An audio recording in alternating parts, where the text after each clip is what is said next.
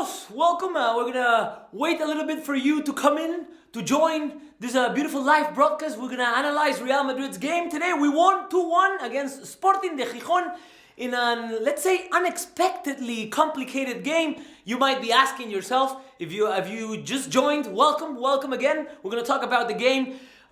You might be asking yourself, why are the guys not outside the Bernabeu, interviewing the Madridistas outside the Torre C, as we always do? Well, I'm going to tell you, because today it's pouring. It's pouring cats and dogs, and as they say in English, it's really raining. It's raining hard. The diluvio, the universal diluvio, is raining down upon Madrid, so it's impossible to be outside or use any equipment outside. So we're here, but we're going to talk about the game anyway. So again, welcome. Real Madrid 2, Sporting de Gijón 1. Again, in a very complicated match, I think unexpectedly complicated. We foresaw a more pleasant game, which wasn't pleasant at all. I'm going to start talking about Zidane's miracle. The miracle, el milagro de Zidane. The miracle of Zidane. Zinedine Zidane, almost a year, a bit after taking charge, he's only lost 2 games. One game against Atletico in the last league, the 1-0 at the Bernabeu, we're very disappointed. And then the game at Wolfsburg, which was a loss, but really being a direct elimination match in the Champions League, it was not really a loss because then we could overcome it at the Bernabeu. So this is a miracle. And we saw it today very clearly. 2 weeks ago, we played brilliantly. Last week, we played brilliantly against Atletico, dominated the game with authority, and we beat them at their home. And then today, we played horribly. I think it was one of the worst games I've seen Real Madrid play in the last few months. But we still won. And that's the thing with Zidane, is like sometimes fans feel we don't know what we are playing, a qué jugamos, like what is our plan, and we win. We know what's our plan when we put it into practice, and we win.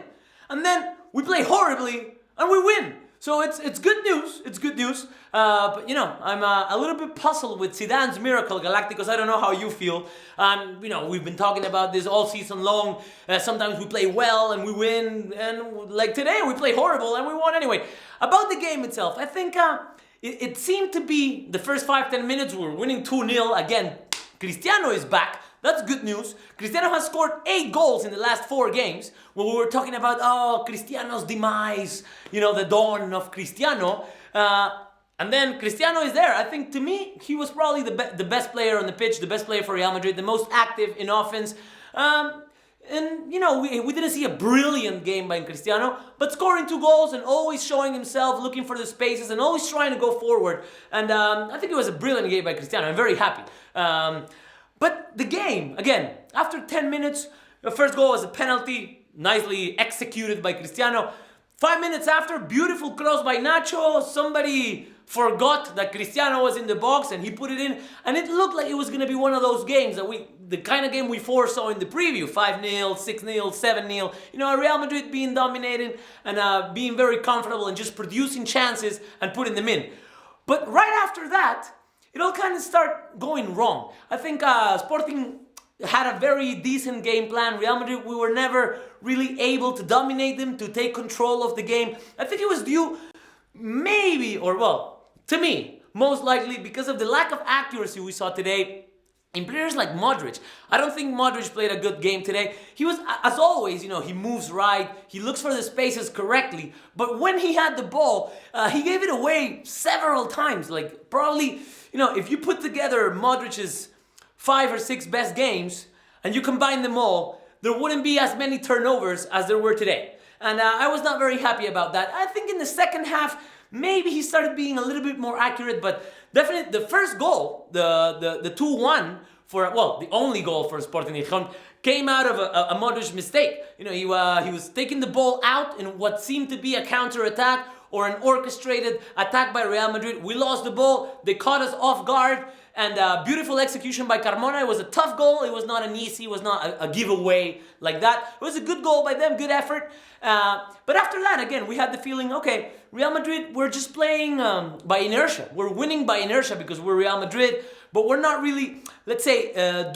making the effort or doing the merits to win this game. And in the second half was a lot more of that. I think definitely, Sporting de Gijón deserved more out of this game. It must be very puzzling for coaches coming here, playing such an even game, and then going home with nothing, empty-handed.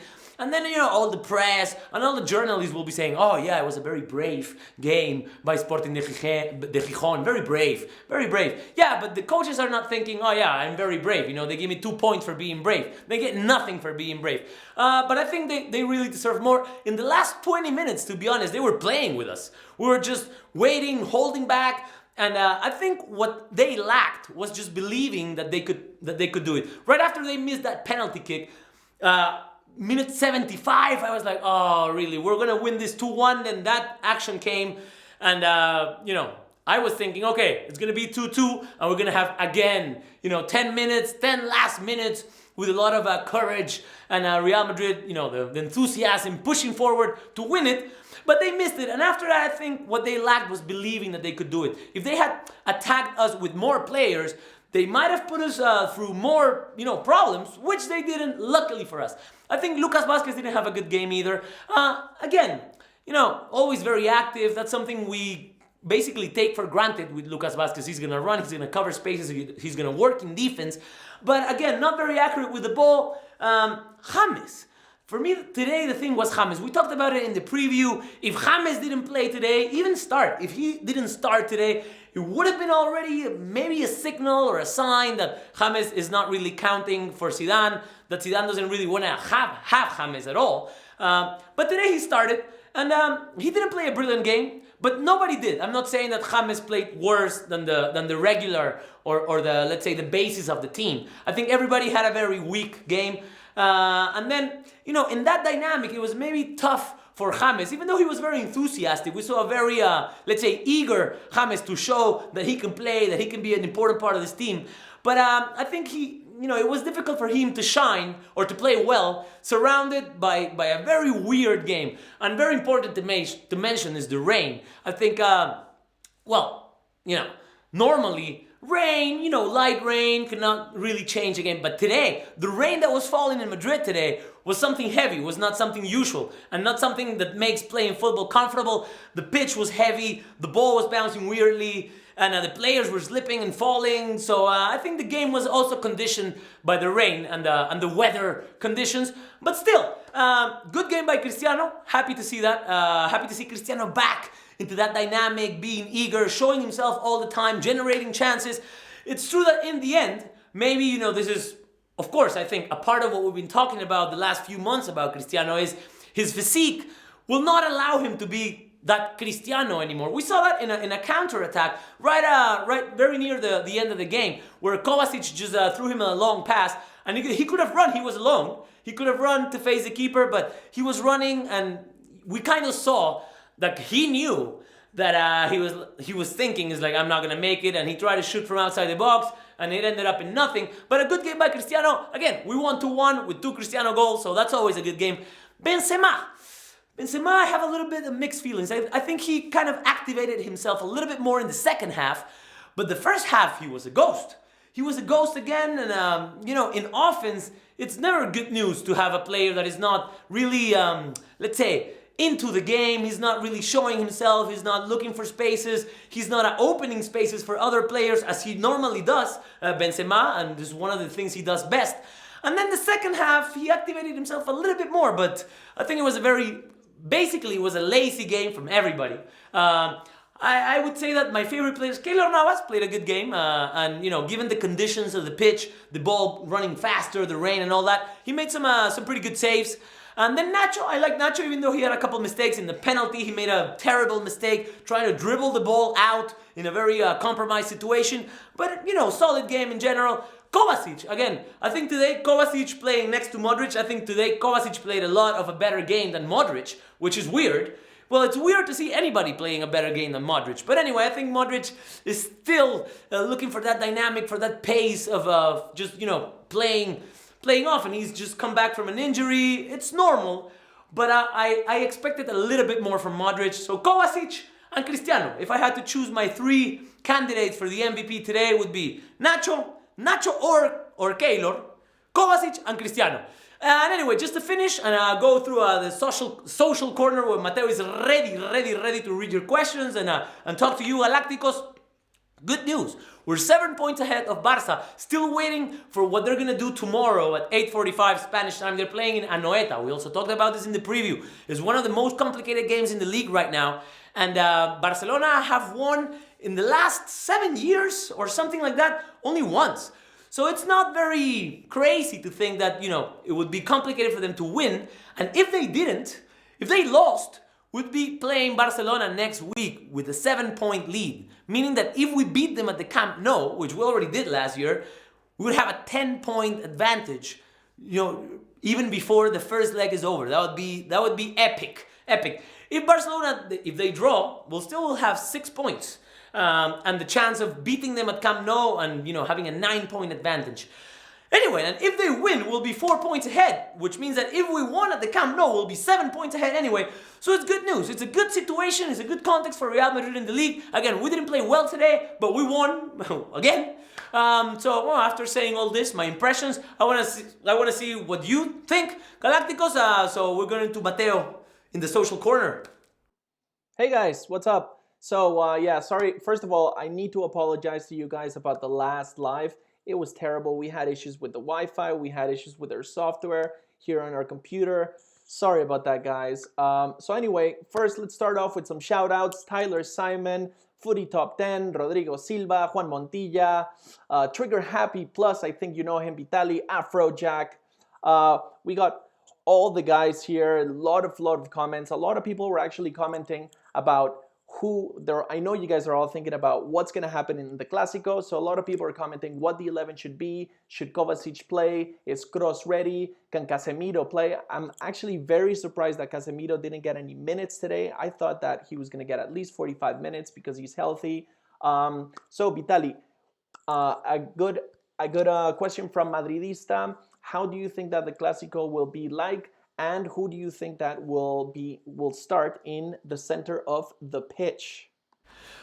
All right, Galacticos. Again, always a pleasure. Thank you for being there. Trigger Happy, Tyler Simon, Footy Top, all you guys. Thank you very much. About the Clásico, interesting. Casemiro, I was also expecting to see Casemiro even for 10 or 15 minutes today. He will be, let's say, physically ready for the Clásico, but I don't think he's going to play. It would be very risky after almost 3 months in what seemed to be an injury that was going to last for a month or maybe 6 weeks. It's already kind of extending itself to almost 3 months. So I don't think Casemiro is going to see any action in the Clásico. I think it would be very risky.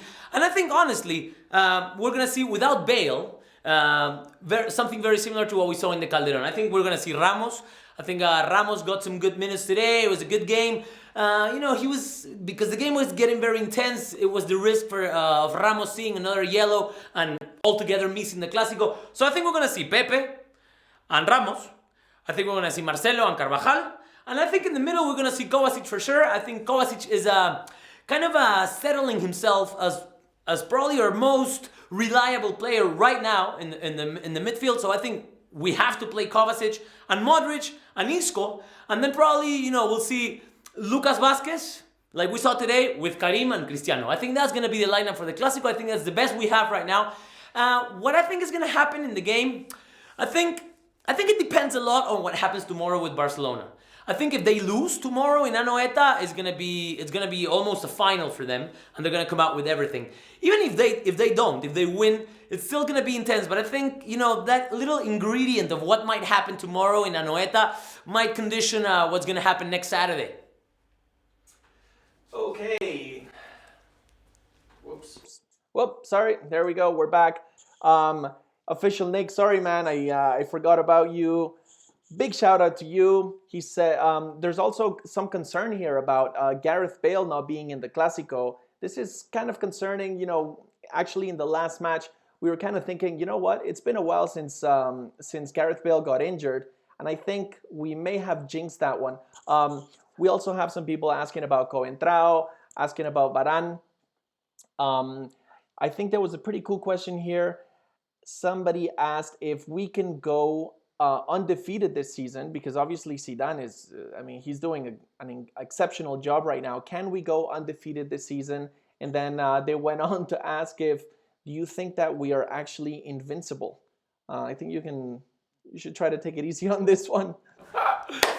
All right, so let's see. Let's go by parts. Number one, injuries and absences in the Clásico. Somebody asked before about Toni Kroos. He's not going to make it to the Clásico. Toni Kroos will not be available until 2017. So for now, we can, footballistically forget about Toni Kroos, which is a shame, a real shame.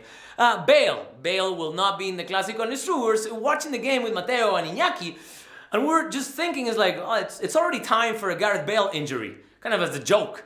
And then we may have jinxed it. I hope not. But anyway, Gareth Bale is not going to play in the Clásico, so forget about that too. And I think, again, as I said, I think we have the tools to beat Barcelona in the Camp Nou. And if we can't beat them, drawing that game would still be great for us. About going undefeated, it's already 30 games. It's a lot. Barcelona had last year or 2 seasons ago the 39 undefeated game streak, which was, I think, a record. To me, honestly, I don't know what's happening. I don't know how Zidane does it or how he's done it so far in so many games, just losing 2.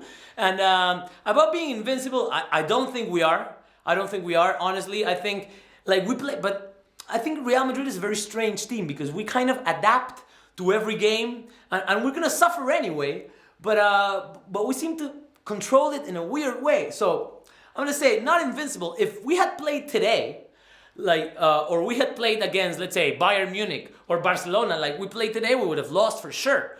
But that's the thing. Last week, we could have played like we played today and we would have lost against Atletico. But last week against Atletico, we played great. We did what we had to do to win that game. And today, playing horribly, we did what we had to do to win this game.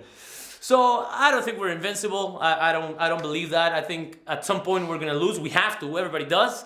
But well, imagine if we don't. I don't know. Until it happens, we are invincible. Yeah, until we lose. All right, so we also have a lot of questions here about Ashley. Guys, I know you love Ashley. I know you love watching Ashley. She's a very nice girl. She knows her football. She's very pretty. So don't worry, she's gonna come back. We have some news about her. She's been working on some projects and stuff. So it's kind of complicated, but don't worry. You're gonna see Ashley soon. Back to football. So we have a lot of questions here about actually Naif Ahmed and Trigger Happy. Some people are also talking about the formations. I think we saw an amazing Real Madrid playing a 4-4-2 in the derby. We won 3-0. So now I think people here are asking, what is the best formation for Real Madrid? You guys are all probably, big FIFA fans. Is it 4-4-2? Is it 4-3-3? Personally, I like the 4-4-2 formation. I think it's defensively, we just perform a lot better. Vitaly, what do you think?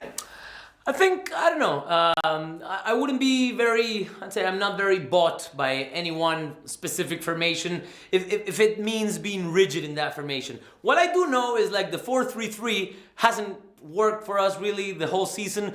Zidane has struggled trying to make it work or trying to find a way where it works, and it really doesn't. And I think for us, the best I've seen of Real Madrid was in the Clásico playing this very clear 4-2-3-1. With that one being Cristiano and that line of 3 with a space for Isco to play behind Cristiano and have a lot of freedom in the creation area. And then, a guy that plays on the right, playing on the right like Lucas Vázquez, and a guy who plays on the left, playing on the left like Gareth Bale, and then Modric and Kovacic. I think so far it's the most solid, the most consistent formation I've seen of Real Madrid. But of course, this changes depending on what players we have available, because this is also our drama.